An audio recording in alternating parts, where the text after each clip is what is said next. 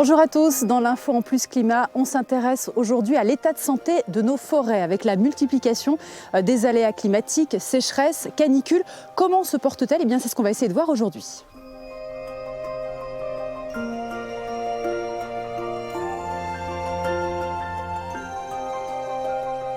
Bonjour à vous Guillaume Sabot. Bonjour. Alors vous êtes technicien forestier à l'ONF.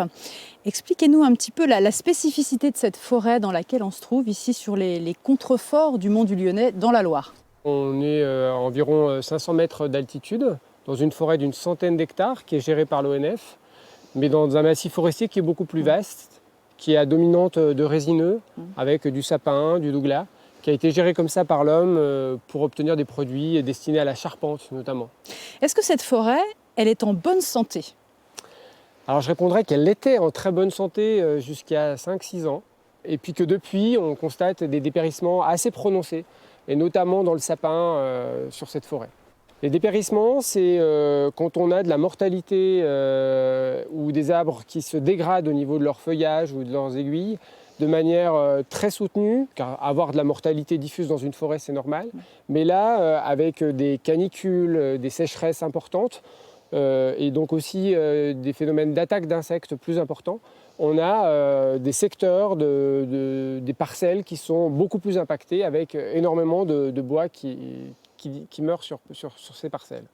C'est un phénomène qu'on observe depuis plusieurs années, qui s'est accéléré peut-être aussi ?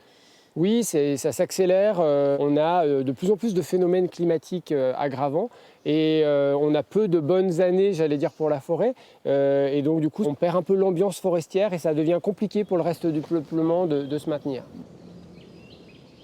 On n'est pas sur un massif que je considérerais au niveau global en crise, comme on peut l'avoir dans d'autres secteurs de la région Rhône-Alpes, notamment dans l'Ain, avec des attaques importantes d'insectes suite à ces sécheresses. Ici, localement, on a des dépérissements qui sont importants, comme dans cette forêt, mais à l'échelle plus large du département de la Loire, on est encore dans une situation qui est soutenable. Vous dites des attaques d'insectes, vous pensez aux scolites par exemple ? Tout à fait, on a des attaques d'insectes, donc notamment de scolites sur l'épicéa, et puis également sur le sapin.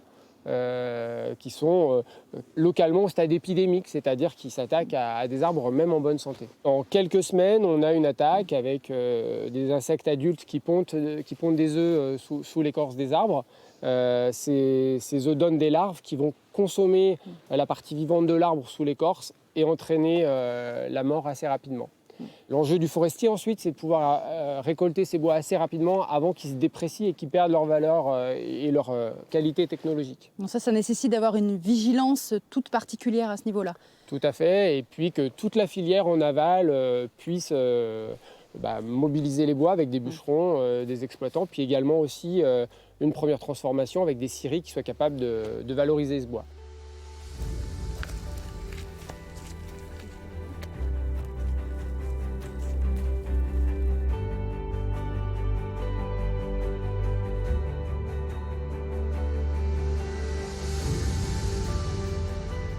Alors Guillaume Sabot, ici on se trouve sur une parcelle que vous essayez de renouveler en fait avec l'ONF, c'est ça C'est ça, on est sur une parcelle qui a été très fortement impactée par le changement climatique et on n'avait pas assez de régénération naturelle sous ce peuplement après l'exploitation pour espérer un renouvellement sans intervention. Donc on a fait le choix, on a proposé à la commune et aux propriétaires donc du coup d'investir dans une plantation. Et ici on a planté du pin maritime, parce que c'est une espèce du sud-ouest, mais qui a des qualités de production intéressantes et surtout, on l'espère, des qualités d'adaptation au climat de demain dans un contexte comme celui-ci. Et donc, notre analyse, c'est qu'on sait très bien que le pin maritime, il va mettre énormément de temps pour remonter naturellement jusqu'à nous. Donc, on accélère un petit peu cette migration en l'installant ici et on fait le pari qui va bien s'adapter.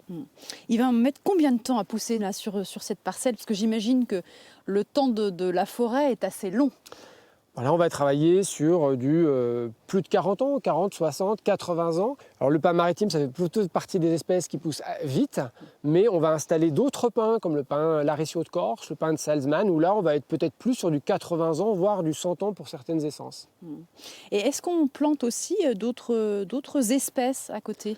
Bien sûr qu'on peut planter d'autres espèces et dans certains programmes de plantation, on met une large palette de feuillus, dont notamment par exemple du chêne.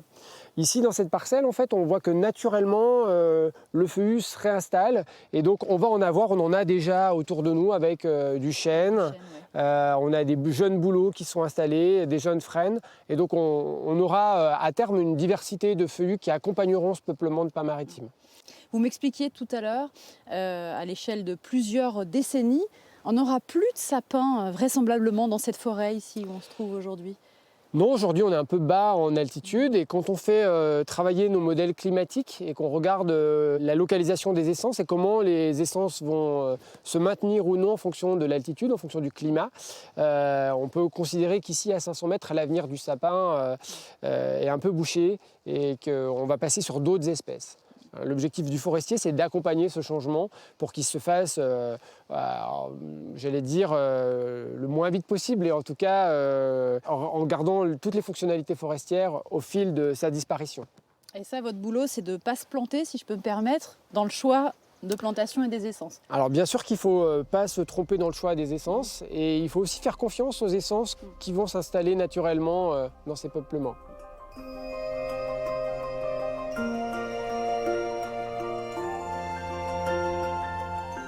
Je vous donne rendez-vous la semaine prochaine pour un nouvel épisode de l'Info en Plus Climat.